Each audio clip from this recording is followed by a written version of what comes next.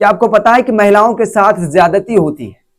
आपके इस सरकार में कई केस सामने आए हैं जिसे आज तक न्याय नहीं मिला। इंसाफ की आस में दिन रात मर मर कर वो जी रही है। उसकी आंखें आज भी इंतजार कर रही है इंसाफ की।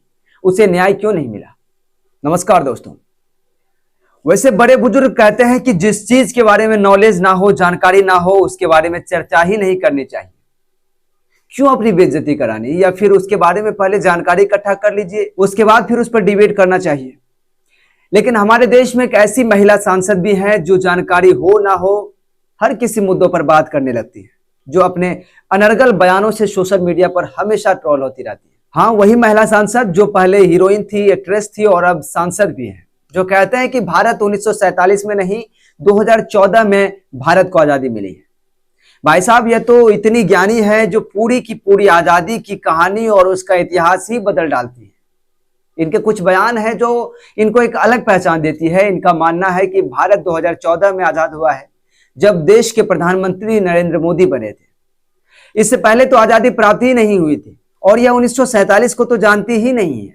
इसके अनुसार जब हमें आजादी मिली 1947 में, तो भारत के पहले प्रधानमंत्री पंडित जवाहरलाल नेहरू नहीं, सुभाष चंद्र बोस बने थे। जरा सोचिए कि जब यह कहती हैं कि देश 2014 में आजाद हुआ, तो फिर देश के पहले प्रधानमंत्री सुभाष चंद्र बोस कैसे बन गए? चलिए हम भारत के पहले प्रधानमंत्री पंडित जवाहरलाल नेहरू को थोड़ी देर के लिए भूल जाते हैं या उसे साइड में रखते हैं। यदि देश के पहले प्रधानमंत्री सुभाष चंद्र बोस बने, तो फिर देश 2014 में आजाद कैसे हुए? क्योंकि 2014 में तो नरेंद्र मोदी सरकार में थे। और सब जानते हैं कि जब बोस की मृत्यु 18 अगस्त 1945 को ताइवान के ताइपोई में उड़ान भरते समय एक विमान दुर्घटनाग्रस्त हो गया था, जिसमें उसकी मृत्यु हो गई थी। वैसे आपकी जानकारी के लिए बता दूं कि कुछ जानकारी की बातें भी होनी चाहिए कि एयरक्राफ्ट में सवार थे सुभाष चंद्र बोस और वह 3rd डिग्री बर्न के शिकार हो गए थे। बोस कोमा में चले गए और रात 9 से 10 बजे के बीच उनका निधन हो गया। हालांकि घायल या मृत बोस की कोई भी तस्वीर अब तक नहीं मिली है, ना ही कोई जो है कि किसी के सामने आई है। खैर, चलिए अब बात करते हैं कंगना रनौत की कि क्या ये जो बयान कंगना रनौत ने दिया है, इस बात की जानकारी कंगना रनौत को है? अगर उसके पास इसका जवाब है तो कैसे संभव है? अगर है तो दे सकती हैं। इस देश के 140 करोड़ जनता को जवाब का इंतजार है। दरअसल हाल ही में कंगना ने लल्लन टॉप में एक इंटरव्यू दिया सौरभ द्विवेदी के समक्ष, जिसका पहला टीजर भी जारी किया गया है और अब तो पूरी की पूरी वीडियो भी आ गई है। लगभग 1-1.5 घंटे की वीडियो है, जिसको लेकर लोगों ने सोशल मीडिया पर उसे ट्रेंड करना शुरू कर दिया है। वैसे ट्रोलिंग प्रक्रिया तो टीजर आने के बाद से ही शुरू हो गई थी। बता दें, इस फिल्म को लेकर कुछ लोग अब इसका बायकॉट भी कर रहे हैं, कुछ संगठन के लोग इसका बायकॉट कर रहे हैं और सेंसर बोर्ड पर कुछ लोग इस फिल्म को लेकर आपत्ति जता रहे हैं। उस फिल्म को पास नहीं करने की मांग कर रहे हैं और सेंसर बोर्ड से मांग रहे हैं कि इस फिल्म में पंजाब की सीन को और भी कुछ सीन है इस प्रकार के जो विवादित हैं, उसको इस फिल्म से काट कर हटा दिया जाए, उसके बाद इस फिल्म को रिलीज किया जाए। उनकी एक डिमांड है। अब इस पर कंगना की प्रतिक्रिया आई है। बाकायदा उन्होंने वीडियो जारी करके अपने सोशल मीडिया के माध्यम से लोगों को जानकारी दी है कि अब तक सेंसर बोर्ड से इसकी फिल्म पास नहीं हुई है। हालांकि ये अलग विषय है, इस पर हम बाद में विस्तार से चर्चा करेंगे, लेकिन सबसे जरूरी बात है कि उन्होंने 2014 में देश आजाद हुआ इस बयान को लेकर उन्होंने जवाब दिया कि 2014 से पहले उसे इंडस्ट्री के लोगों ने और पॉलिटिक्स के कुछ लोगों ने उन्हें ब्लैकलिस्टेड कर दिया था और उसे इस देश से निकाल दिया गया था, यानी देश निकाला घोषित कर दिया गया था, जिसके वजह से वह इंडिया में नहीं बल्कि इंग्लैंड में रहा करती थी या फिर अदर कंट्री में रहा करती थी। लेकिन 2014 में जब प्रधानमंत्री बने देश के नरेंद्र मोदी, तब वह भारत वापस आई और अब काम भी कर रही है। हाल ही में वह बीजेपी के सांसद भी बन गई है। तो इस हिसाब से मानती है कि 2014 में देश आजाद हुआ है। इस शो में उन्होंने एक और बात कही कि वह जाति जनगणना जो पूरे देश में नहीं होना चाहिए, जो विपक्ष चाहती है, क्योंकि उनके हिसाब से इस देश में 3 ही जाति है, गरीब, किसान, महिला। इसके अलावा वह किसी भी जाति को नहीं मानते हैं या फिर नहीं चाहते। जिस पर सौरभ द्विवेदी ने उनसे सवाल करते किया कि जब तक हम इसकी गणना नहीं करेंगे कि किसकी कितनी आबादी है, तो फिर इसकी संख्या की जब तक गिनती नहीं होगी, तो फिर उसके आधार पर हम सुविधा कैसे मुहैया करवाएंगे? और संविधान सभा में अगर इसे पास किया गया है तो कुछ सोच समझकर ही किया गया होगा। हम कानून को बदल तो सकते नहीं।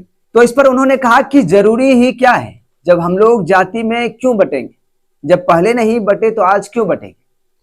और इसी बातों बातों में वह योगी जी के बयान पर चली गई कि बटेंगे तो कटेंगे। इस बयान को, यानी योगी जी के इस बयान को वो समर्थन करती है। अब जरा आप ही बताइए कि क्या इस तरह के बयान संवैधानिक पद पर रहते हुए किसी भी मुख्यमंत्री या फिर किसी भी सांसद जो संविधान निर्माता है उसे इस तरह का बयान देना चाहिए? जिस मुख्यमंत्री के बयान का वह समर्थन कर रही हैं, उसके प्रदेश से, उसकी पार्टी से, जिसमें वो खुद भी शामिल है, उनके तरफ से ऐसे ऐसे बयान आते हैं कि कपड़े देखकर पहचानो, मूल्य काटे जाएंगे, और जो फल सब्जी तक की दुकान पर उसने नाम लिखवा दिया है, नाम लिखवाने का काम किया है ताकि उसकी जाति का पता चल सके, उसकी पहचान हो सके।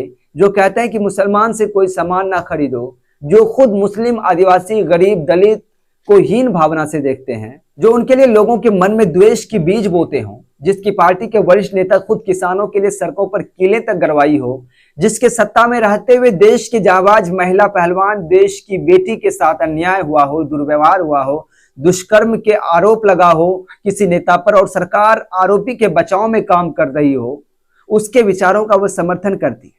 चलिए, मैं मानता हूं कि वह अपनी पार्टी के बड़े नेता की कद्र करते होंगे, इसलिए उसके बयानों का समर्थन करती है।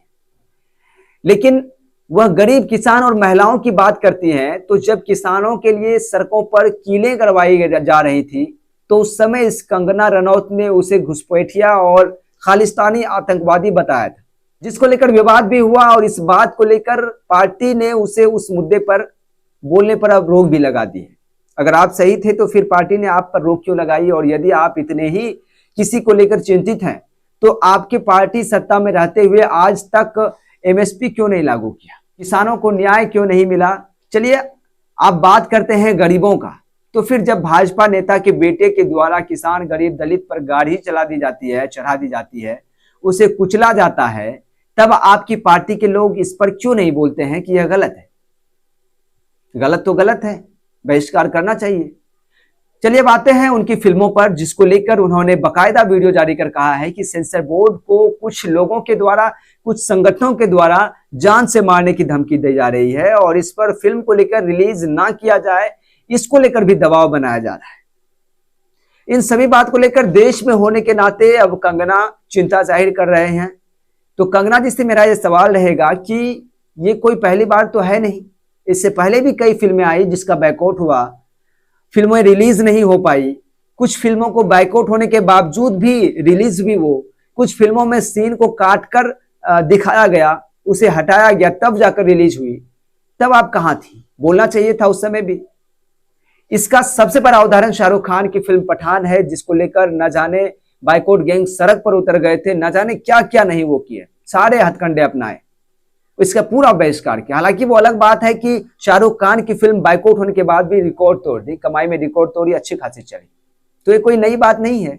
तो इसे कहा जा सकता है कि जैसी करनी वैसी भरनी, पेड़ लगाओगे बबूल का तो आम कहां से खाओगे। तो ये बात है। एक महत्वपूर्ण बात आपको बतानी जरूरी है कि बात करते हैं आप महिलाओं के अधिकार की, तो इस देश में ना जाने कितनी महिलाओं को इसका पूर्ण अधिकार नहीं मिला है। क्या आपको पता है कि महिलाओं के साथ ज्यादती होती है?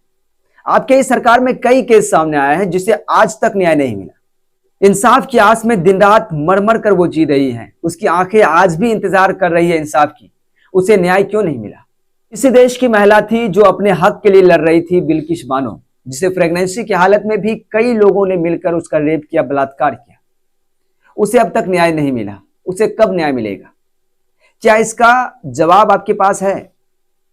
अगर है तो जरूर दीजिएगा। ये कुछ सवाल हैं जिसका जवाब इस देश की जनता आपसे जानना चाहती है, आपकी सरकार से जानना चाहती है कि क्या ये सरकार गरीब, महिलाओं, दलित आदि पिछड़ों के बारे में सोचती है।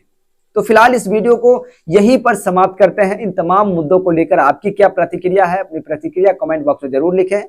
वीडियो को लाइक करें, शेयर करें। साथ ही इसी तरह की मजेदार राजनीतिक, मनोरंजन और खेल जगत से जुड़ी खबरों को देखने के लिए हमें यूट्यूब पर सब्सक्राइब करें, SDL न्यूज डिजिटल को, और फेसबुक पेज पर फॉलो करें। धन्यवाद।